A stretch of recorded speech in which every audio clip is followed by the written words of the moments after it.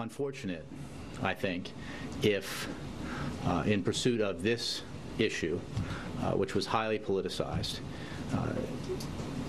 the Senate would hold up the nomination of John Brennan to be director of the Central Intelligence Agency. I'm not going to confirm John Brennan or anyone else until the administration shares information with the Congress about who deleted references to al-Qaeda 3 weeks before the election. I think it was purposely done, and I want to know who did it and why before we move forward. The first thing she has to explain is why, for 3 months after the event, 2 months after the event, and before her injury, she didn't say a word. She is the head of the department. The ambassador worked for her. He didn't work for Susan Rice. And she said the buck stops here, and then she said nothing. We don't know what she knew about security before. We don't know what she was doing during the hours, the 7, 8 hours of the attack. And we don't know what her role was in the spinning of stories and tales afterwards. The other thing that is remarkable to me, Jay Carney, I mean, how prejudiced they are about this story. Carney, as we just said, the highly politicized issue. It's not political if you ask an administration to explain what happened. That's all that the critics have asked since the beginning. What happened before? Why were all the warnings ignored? What happened during the 7 hours? The one thing that we should hear from Brennan is, as the close advisor to the president on terrorism, what was the president engaged in the 7 hours? What did Brennan know? What did he tell the president? Were orders given? Were they carried out?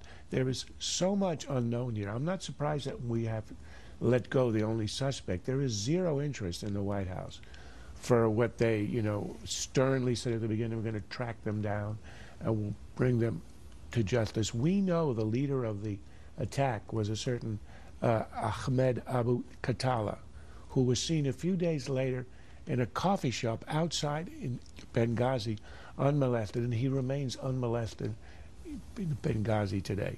I think there's a lot of explaining, and the administration clearly wants to pretend it's political. It's not. It's simply to seek out what actually happened. We all know at this table there is a lot about Benghazi that we just don't know. There are a lot of unanswered questions. One of them I asked Senator Graham, where are the survivors of Benghazi who can tell us anything about what was going on in the ground? And what happens is you give it to the FBI, as we used to do before 9/11, and we treat it like a burglary in the embassy. And then once you do that and you say it's law enforcement, there are all kinds of rules, privacy and procedure, which preclude the administration explaining what had happened. It was not a burglary. It was not a crime. It was an act of terror. We have to treat it as that, the way that we have after 9/11. And this is a retreat to pre-9/11 thinking, and that's the reason that A, we haven't gotten anywhere, and B, we aren't hearing anything about it. Sources tell Fox the president will nominate White House Chief of Staff Jack Lew to be the next Treasury Secretary by the end of this week. Here's how the New York Times described Lew back in December, the early part of December. Mr. Lew's last go-around with Republicans, the debt ceiling talks in the summer of 2011, ended uncharacteristically badly.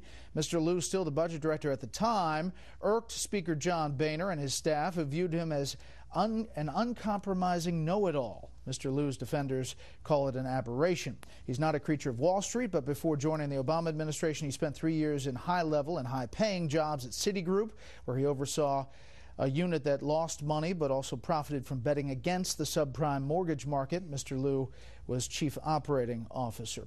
The sequester, a lot of talk about the sequester and the cuts that are going to be debated ahead of the debt ceiling talks. This is the across-the-board cuts.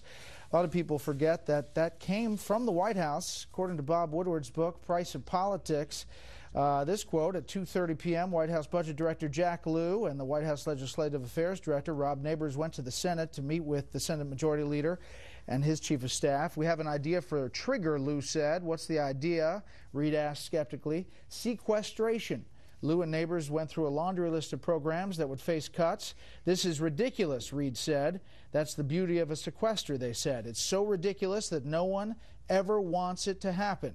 It was the bomb that no one wanted to drop. It actually would be an action-forcing event. I get it, Reid said finally. All the big decisions come from Obama. And you learn about where he wants to go by whom he chooses. He chooses Hagel for defense because he wants to go in a certain direction with Iran, wants to go in a direction with cutting defense spending. With Jack Lew, he's getting a guy who knows everything anybody ever knew about the budget and more. So he would know where all the bodies are buried, he would know where everything is.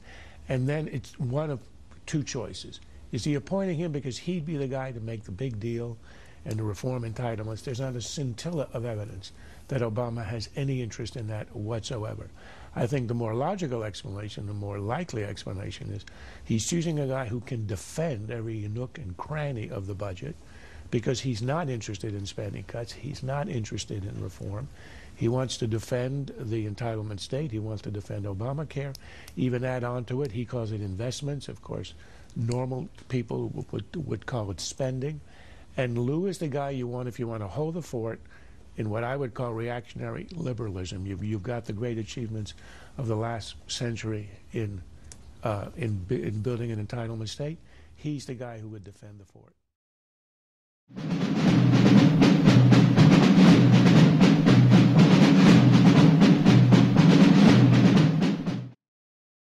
This has been a Sunfish production.